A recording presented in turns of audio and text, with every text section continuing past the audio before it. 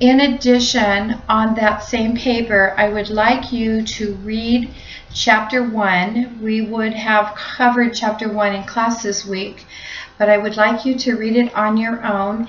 And again, I want you to find some quote or statement or piece of information from that chapter that was interesting to you.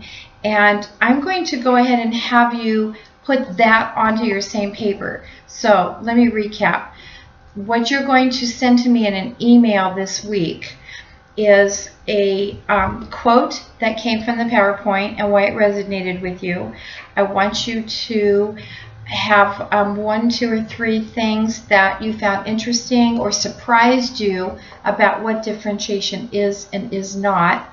And I want you to have one concept, idea, quote, statement from Chapter 1 that you found interesting. So if you will put all of those on one page and email those to me, let's say before next Tuesday, before class. Preferably by the end of the weekend so that I can check those over before I see you on Tuesday. Okay, so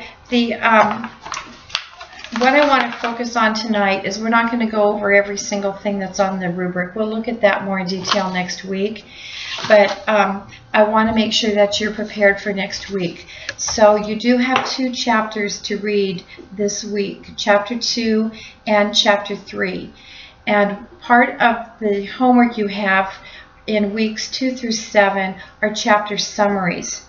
And so what I'm asking you to do on the chapter summaries, this is on page 4 of the syllabus, is to submit, or I'm not even submit, I'm sorry, bring to class for week 2, 1 page double-spaced for each of the 2 required chapters. So you're going to summarize the important points that were in that chapter. You can do this in a bulleted format, an outline format. It's actually easier for me to read and easier for you to discuss from if you put it in some kind of a note form. It could be 2-column notes. It could be a thinking map. If you want to use some other formats other than a double-spaced Word document. But I want to make sure that everyone has read the chapters thoroughly enough to partake in the discussion of those chapters. The other thing that I'm asking you to do so that discussion will be facilitated by you is that I want each of you to construct a thoughtful question from each chapter.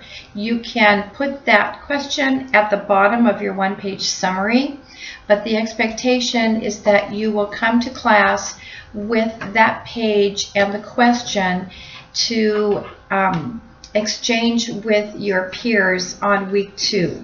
So for next week you do have 2 chapters, so that means 2 1-page summaries and 1 question to share from each of those chapters. So other than that, I think it's pretty clear. You may want to start on week 3's assignment. That assignment is an article or book critique. So that assignment is on page 6 of your syllabus, and it's asking you to find a scholarly article about differentiated instruction. So if I were you, I would use some of the time you might have spent in class on Monday night to be doing some research as to where you can find an article and maybe begin to digest that article that you're going to be writing on. That assignment is due on week 3. So I think that pretty much covers my expectations for this week. Enjoy the week with your family, and I will look forward to seeing all of you on week 2. So have a good one, and welcome to EDU 557.